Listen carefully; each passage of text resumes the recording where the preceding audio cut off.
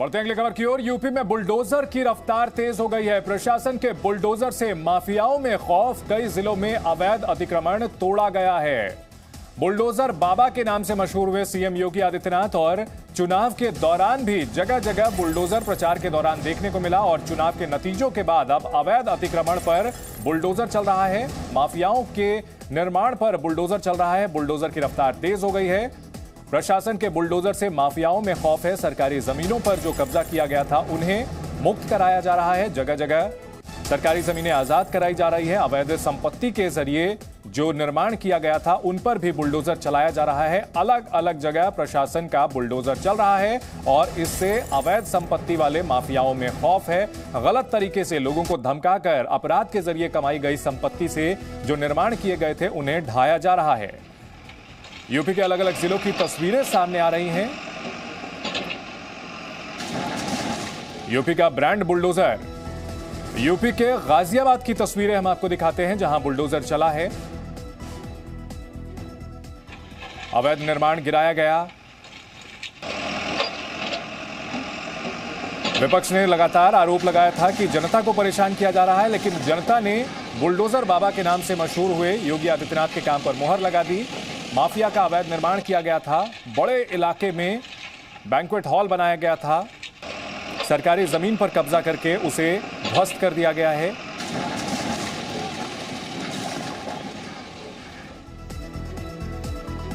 अब उत्तर प्रदेश के शामली की बात करते हैं जहां प्रशासन ने बुलडोजर चलवाकर अवैध निर्माण को ध्वस्त करा दिया है। जगह जगह की तस्वीरें कमोबेश एक जैसी। दिलचस्प बात यह है कि चुनाव प्रचार के दौरान जगह जगह जनसभाओं में भी बुलडोजर देखने को मिला था और अब प्रशासन का यह बुलडोजर माफियाओं के लिए खौफ का पर्याय बन चुका है। नोएडा के सेक्टर 63 के बहलोलपुर गांव में भी प्रशासन का बुलडोजर चला। यहां मीट की दुकानों पर बुलडोजर चलाया गया है। अवैध तरीके से ये दुकानें बनाई गई थी। स्थानीय लोगों ने शिकायत की थी और उसके बाद मीट की दुकानों पर बुलडोजर चलाया गया। एक चीज साफ है कि ये बुलडोजर माफियाओं के लिए, अवैध अतिक्रमण करने वालों के लिए मुसीबत का सबब बना हुआ है। उत्तर प्रदेश के जौनपुर में प्रतिष्ठित ज्वेलर्स की दुकान पर भी बाबा का बुलडोजर चला। जौनपुर के बक्शा थाना क्षेत्र के खमपुर गांव में भी प्रशासन ने अवैध निर्माण पर बुलडोजर चलाया है। सरकारी जमीन पर अतिक्रमण करने वालों पर प्रशासन का बुलडोजर।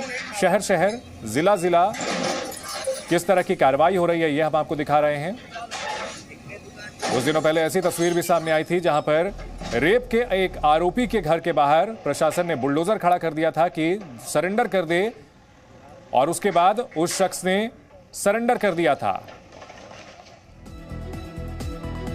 एक और तस्वीर यूपी के ही बहराइच से जहां अवैध अतिक्रमण पर बुलडोजर चला। कोर्ट के आदेश का पालन कर बुलडोजर से आधा दर्जन से ज्यादा मकानों को गिराया गया जो कि अतिक्रमण करके बनाए गए थे। कोर्ट में चल रहा था मामला और इसके बाद बुलडोजर चलाया गया। कार्रवाई हुई है।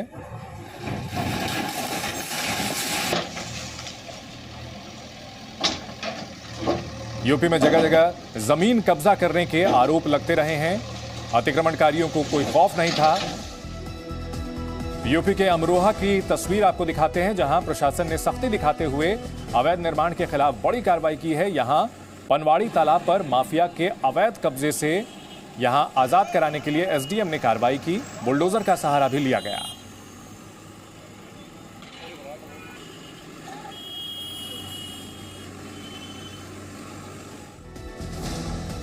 यूपी के देवरिया में सलेमपुर कोतवाली परिसर में 15,000 लीटर शराब पर पुलिस ने बुलडोजर चला करके नष्ट कर दिया है।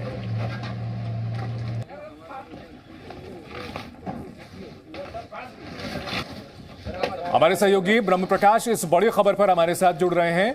ब्रह्मप्रकाश, जगह जगह बुलडोजर चलने की तस्वीरें सामने आ रही हैं, तो जो बुलडोजर बाबा का ये ब्रांड बन चुका है, अब ये ब्रांड कहीं ना कहीं माफियाओं के ऊपर हावी हो रहा है और जो अवैध अतिक्रमणकारी हैं उन पर तेजी से बुलडोजर चल रहा है। बिल्कुल, देखिए चंदन, आज ही कैबिनेट की पहली बैठक हुई है और आज ही सरकार तेवर में आ गई है। हमारे साथ समाजवादी पार्टी के वरिष्ठ नेता और विधायक हैं शाहिद मंजूर साहब। शाहिद जी, जिस तरह से आज पहले दिन ही जगह जगह हम देख रहे हैं अधिकतर जिलों में बुलडोजर चल रहा है, कहीं अवैध शराब पर, कहीं अवैध निर्माण पर, बुलडोजर बाबा का एक्शन, आप लोगों का क्या कहना है? पिछली 5 साल किसकी सरकार थी? वो तो भारतीय जनता पार्टी की सरकार थी और योगी जी की सरकार थी।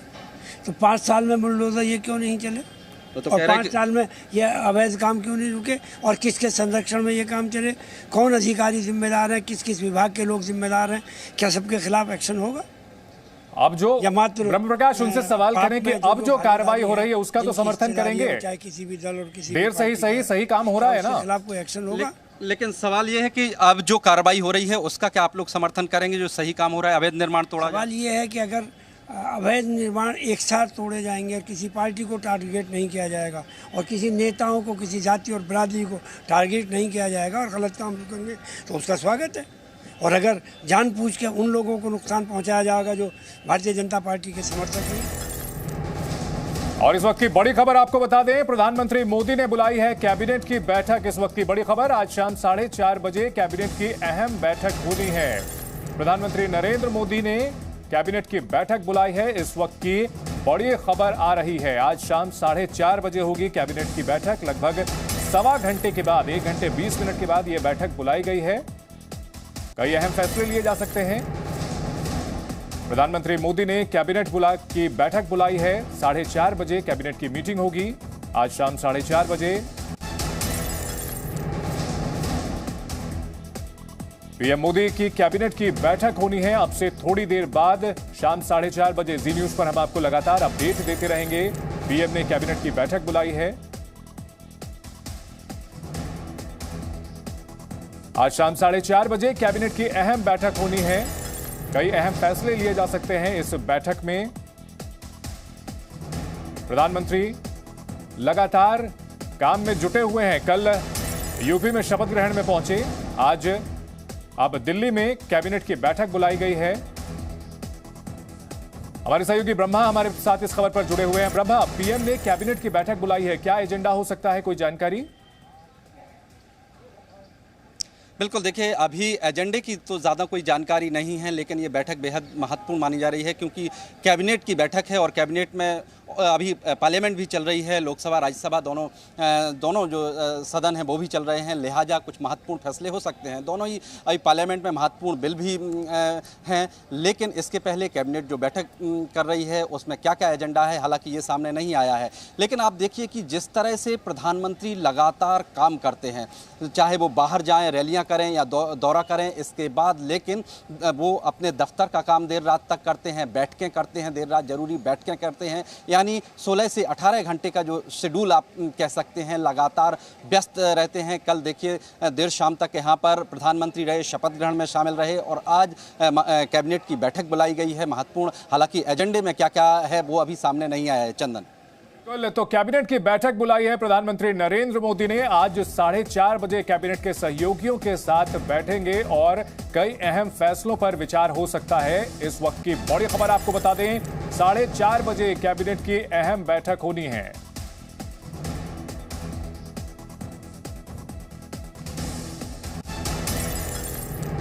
प्रधानमंत्री नरेंद्र मोदी ने 4:30 बजे कैबिनेट की बैठक बुलाई है और कई अहम मुद्दों पर चर्चा हो सकती है, इस पर विचार विमर्श हो सकता है पार्लियामेंट की।